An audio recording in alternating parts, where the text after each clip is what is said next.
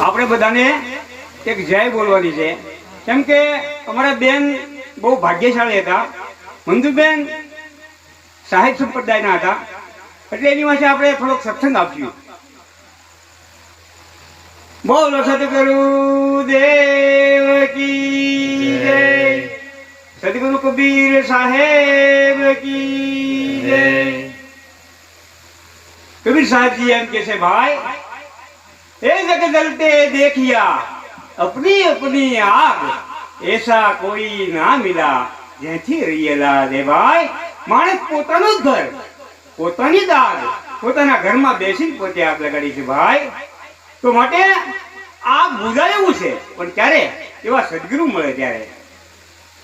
તો માટે પોતાની આગ કેમ કીધી, અપની અપની આગ કેમ કીધી? આ વ્યસનોની આગ, હે, આ ક્રોધની આગ, એક એક આગ જો તો ભીતરમાં આગ લાગી છે, પણ એવા સદગુરુ મળે તો આગ બુઝાય એવું છે.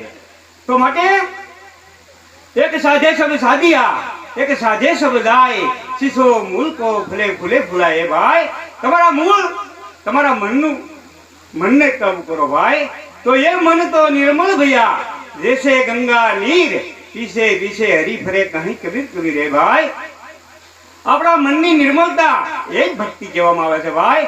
આ મન કી તરંગ મર જાય તો બન ગયા ભજન ભાઈ. ભજન એને કહેવામાં આવે છે કે પૂરામાં પૂરી આદત છૂટ જાય એનું ભજન કહેવામાં આવે છે ભાઈ.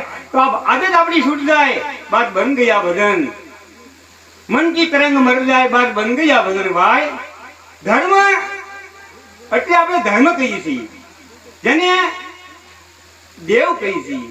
દેવ એટલે શું, ધર્મ એટલે શું, અને સત્ય એટલે શું? આપણે એક એક વસ્તુને જાણવી છે મારા વાળા. તો માટે દેવ એને કહેવામાં આવે છે કે જે કંઈ આપણને આપે છે એને જ દેવ કહેવામાં આવે છે મારા વાળા. તો આ માનવ જન્મ છે એ આપણે કોને આપ્યો છે? આપણા માતા પિતાની દેન છે. તો માટે એને દેવ કહેવામાં આવે છે. તો માટે ધર્મ એને કહેવામાં આવે છે. આપણે હાવ લાસાડો હોઈએ છીએ, પોતે હાલવાની શક્તિ ન હોય, બોલવાની શક્તિ ન હોય, ખાવાની શક્તિ ન હોય, કોઈ પણ જાતની આપણી વ્યવસ્થા આપણે પોતે ન કરી શકીએ, એ વ્યવસ્થા માં કરે છે બધી. આજ માના સાહિત્યમાં આપણે બેઠા છીએ તો એ માં બધી તમામ વ્યવસ્થા આપણી પૂરી પાડે છે.